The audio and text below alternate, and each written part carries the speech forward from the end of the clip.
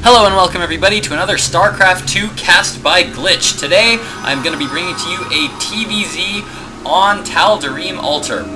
Spawning in the top left corner as the red Terran, we have LiquidTLO. LiquidTLO is of course of Team Liquid. TLO, an absolutely incredible player that I love to watch him as often as I can. Super nice guy too, super nice guy. If you ever seen any like videos or anything of the actual guy, TLO, he's super nice. I think his name is Dario. Super nice guy. He just seems like a super nice guy. Anyway, spawning in the top right corner as the blue Zerg, we have Makal. Makal, I did some research on this morning. I looked on SC2ranks.com, tried to look him up. He doesn't exist. I don't know who he is. I tried to see. I couldn't even find his rank. He doesn't even his name doesn't even show up as a BattleNet tag on any server. European, North American, Asia, it didn't matter. None of them. So I don't really know how good this player is, but since he's ranked up against TLO right now, I've got to assume he's got to be pretty darned good. So, hoping for a darned good game today here on Tal'Darim Altar. Did I say Altar? Altar. Tal'Darim Altar. TLO going for some interesting barracks placement here. This barracks placement is of course going to suggest that TLO is trying to protect this expansion. If he walls this off here, he is protecting both his natural as well as his main. So he's going to be able to protect both expansions. Alright, nice. That's a dude I played in the GeForce tournament. I don't remember if he kicked my butt or not.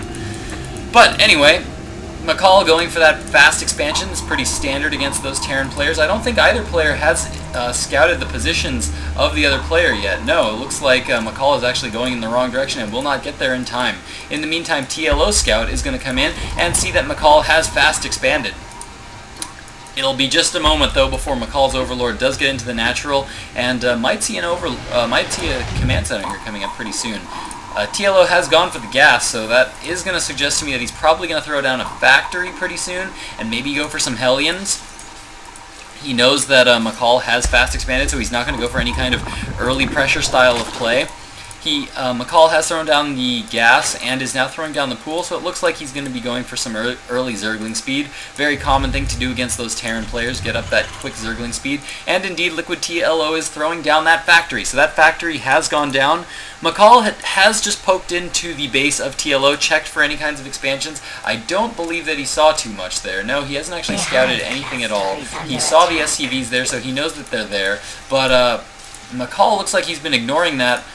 The SCV doing damage to his hatchery that whole time, but it looks like we do have some Marines coming in for some early pressure here from TLO, so he looks like he's going to be going for some early bunker pressure, followed by Hellions here, so it looks like this could do a lot of damage. This could potentially do lots and lots of damage to Makal. Makal pulling off all his drones there, starting to try to get us around on those SCVs, but nice pullback there by TLO. Looks like he's going to continue to just harass this Overlord. If this Overlord goes down, then Makal is going to be supply blocked, but he does get a nice little surround there with his Zerglings and a few some drones there, and I'm not sure what OPMG stands for, but it looks like he has now defended that attack, and TLO is going to be forced to pull back.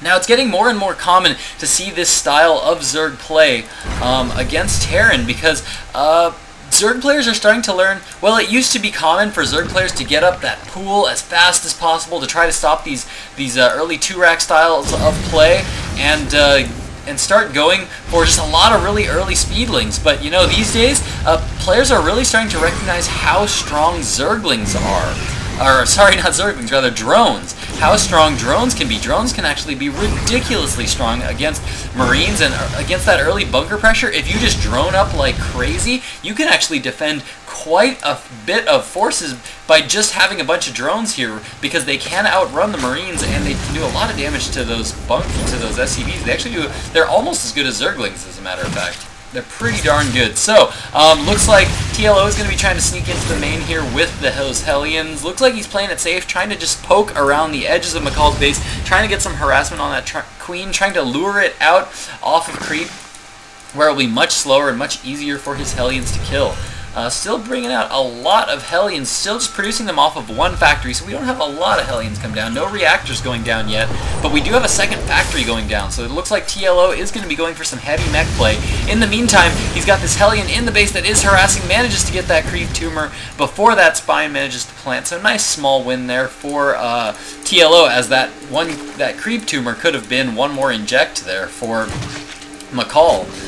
He did spend the 25 energy on one of his 2 queens to place down a creep tumor instead of injecting a hatch, so that was 1 creep tumor wasted, and it looks like he's going to be using another bit of 25 energy just to throw down another hatch, but oh nope, I'm mistaken, there's now a second queen out on the field, or a third queen rather out on the field, so it looks like he's going to be able to spread creep as well as get his constant injects going. Always good for a Zerg player.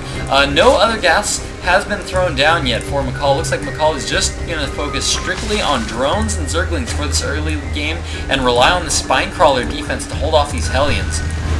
But oh my god, that is so many Hellions coming in from LiquidTLO that these are going to be able to do a lot of damage if he's not careful with how he controls these. Makal does have these Zerglings in place here right on the side of the ramp, trying to catch those Hellions off guard, but TLO very, very quick on his micro there, manages to take out that creep tumor yet again, and it looks like he's going to sneak right by that Spine Crawler there and sneak right into the main. Nice positioning there by TLO, wedging himself into that mineral line, so it looks like he's going to get a lot of kills there. Not too many drone kills though. Gets a lot of Zergling kills, but it looks like if we look at the workers killed count, yes, TLO has only killed 1 worker, and he has not done that much economic damage to Makal, so Makal is going to be in a very good place here to take a win off of TLO.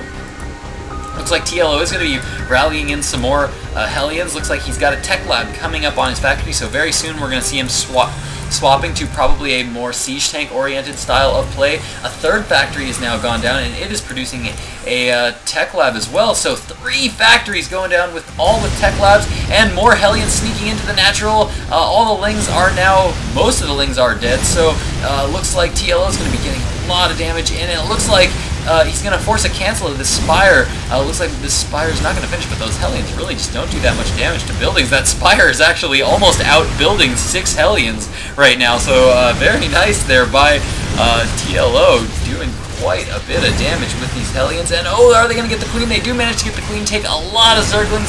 They have also gotten a lot of drone kills this time. Finally, they did manage to get 6 drone kills. Looks like those drones were pulled offline, and those Hellions are now going to get cleaned up by that new little bit of Zerglings that just came in. No upgrades here yet for Makal. I don't like this quite so much. He does have the gas to be doing something. He's got his layer up, but he's stockpiling a little bit of gas here at about 200 gas. I guess he's really going to be counting on those Mutalisks for once this Spire pops, but not sure why the Evolution Chamber then. If you get an Evolution Chamber early, you want to be using it.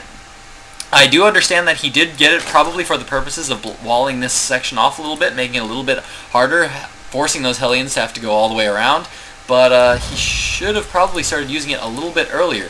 TLO now with Thors out on the field. This is a very interesting style of play, not one that I've seen very commonly against Zerg. These early Thors are very uncommon. He did know that the Spire went down, so he is throwing these down as a response to those Mutas, but holy cow, 3 Thors wandering around the base. Note that these are also the special edition Thors. This means that TLO paid that extra little bit of money so that he could get those special Thors, as well as some extra portraits and things with his copy of StarCraft. Check out those Thors though, I gotta admit, they are pretty sexy. I am not gonna lie.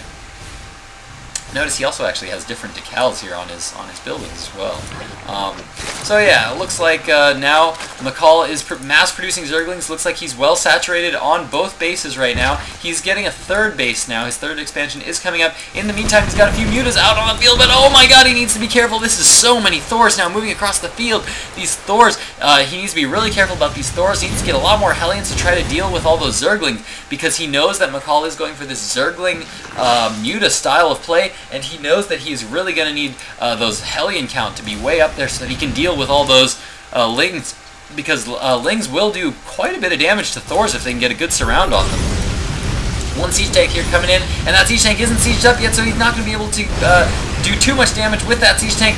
Mutas coming in, but oh my god, that is so many Thors. I don't know if these Lings are going to be able to clean up this many Thors. More Lings being rallied in, but so many Lings were lost to those Hellions, and I don't think that he's going to be able to hold this off. TLO is going to continue to push forward with these Thors. 5 Thors are now on the field, and it looks like that Thor just barely goes down, had 3 hit points there. Some SCVs are here, but looks like TLO is going to be safe and just pull back with his forces because he knows how fast these Lings can be produced.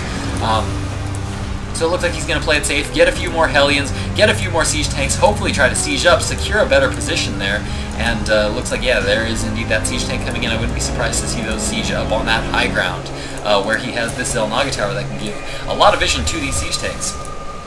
Third is now up for Makal. He is getting +1 attack upgrades for his Mutalisks. Some Banelings are now on the field. Looks like he's got quite a few Banelings. And no burrow tech, so we won't see any burrowed Banelings yet, which are starting to become more and more common for those Terran players. I don't know how I feel about these Banelings, because these Banelings really just don't do that much damage to these mech players, and those Hellions are kiting those Banelings quite beautifully. A lot of Thors actually going down because these Hellions were forced back by those Banelings. Those Lings were allowed to come in and do a lot of damage to those Thors. Managed to get quite a few Thor kills there. Managed to even take out those siege tanks, so a lot of damage there. Well played there by Makal. More Lings coming in now, trying to see if they can't get these Hellions. What they really need to do is take out these Hellions, because if they do get those Hellions down, those Lings will be able to out-DPS these Thors. These Thors do shoot very slowly, and they are only single target. When it comes to ground units, they only deal damage to single target, I believe, and so they just really are not cost-effective against these Zerglings.